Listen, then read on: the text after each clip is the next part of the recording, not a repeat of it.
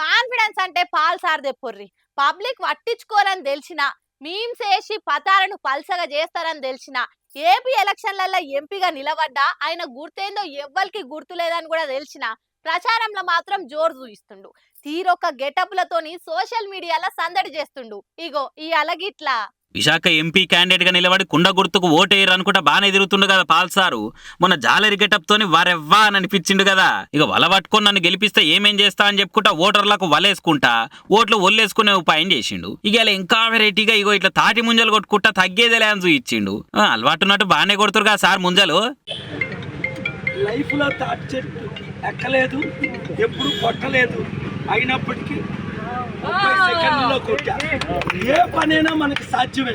పల్లె నుండి ప్రపంచానికి వెళ్ళాను, ప్రపంచం నుంచి పల్లెకి ఎందుకు వచ్చాను. రాష్ట్రం లక్షల కోట్ల అప్పు, కుటుంబానికి 5 కోట్లు అప్పు. అప్పు తీర్చే నాయుడు ఎవరు లేరు. స్పెషల్ స్టేటస్ తెచ్చారా, స్పెషల్ ప్యాకేజ్ తెచ్చారా, స్మార్ట్ సిటీలు కట్టారా, నిరుద్యోగులు కంపెనీలు తీసుకొచ్చారా, ఉద్యోగాలు ఇచ్చారా. ఎలక్షన్ ముందు 2000 ఇస్తారు.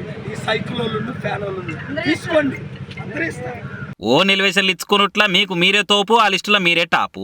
ఫ్యాన్ కూరేసుకొని చచ్చిపోయిన వాళ్ళు ఉన్నారు కానీ కుండతో ఖరాబైన వాళ్ళు లేరు. కుండని ఓట్లతో నింపుర్రి, మీ జీవితాల నేను వెలుగులు నింపుతా అనుకుంటా పంచులు ప్రాసలతోని ప్రచారంలో సందడి చేస్తుండు పాల్సారు. ఇంకేమైనా చెప్తారా సార్ మరి జనాలకు? కొండ గుర్తుకి ఓటేసి సీరియల్ నెంబర్ 14 విశాఖ ఎంపీగా నన్ను గెలిపించుకోండి. అప్పులు తీర్చుకోండి, అభివృద్ధి చేసుకోండి, ఉద్యోగాలు అందరికీ ఇస్తా.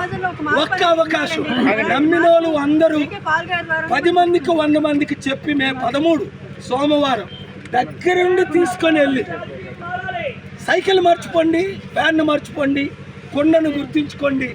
కొండని తాగిన వాళ్ళందరూ కోట్ల మంది బాగుపడ్డారు. సైకిల్ యాక్సిడెంట్ అయ్యి 1000 మంది చనిపోయారు, అంతే. ఫ్యాన్ కూరేసుకొని 1000 మంది చనిపోయారు. కానీ కొండ ద్వారా ప్రపంచం బాగుపడింది. మీరు కొండను నింపండి ఓట్లతో. నేను మీ కుటుంబాలు, మీ ప్రాణాలు, మీ జీవితాన్ని అందరికీ వీడియో షేర్ చేస్తాను. ఏనుగుండవమ్మా తుత్తు అంటావు. సార్ని మాట్లాడి కదా, పాల్ సార్ని పరిశాన్ చేస్తున్నావు నువ్వు. సరే సార్ జల్దీ కానీ ప్రచారము. ఓ దిక్కు టైం దగ్గర పడుతుంది, మీరు వలకరిచ్చే ఫ్యాన్ల లిస్ట్ ఎక్కువ ఉంటది. ఇట్లా ముంజలు కొట్టుకుంటా ముచ్చట్లు పెట్టుకుంటా కూర్చుంటే అవుతుంది. జోరు పెంచురు జరా.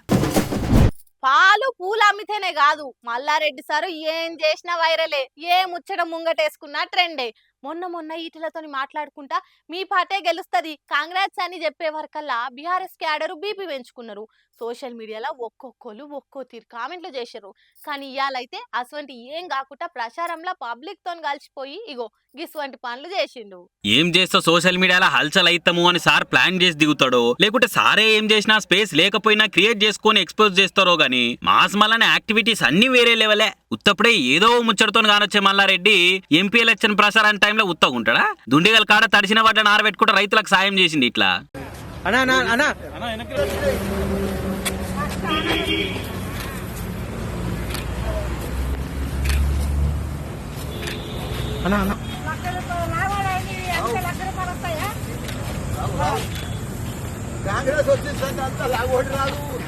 ఏదో ఎట్టికొచ్చి ఎలక్షన్ ప్రచారం చేసి వెనకకు మళ్ళీపోతే ఏం మంచిగా ఉంటది, మన మార్కేముంటది అని అనుకున్నట్టున్నాడు మళ్ళన్న. మనల్ని ఎవడరా ఆపేది అన్నట్టు ఇట్లా చేసిండిగా. ఇక ఈ వీడియోలు మంచిగానే వేరే వరకలా చిగా మాట్లాడే వాళ్ళని ఎండగట్టాలన్నా, ఎండిన వడ్లను ఆరబెట్టాలన్నా, మళ్ళీ తర్వాత ఎవరైనా అనుకుంటే కామెంట్లు చేయబట్టిగా ఈ వీడియోని చూసిన వాళ్ళు.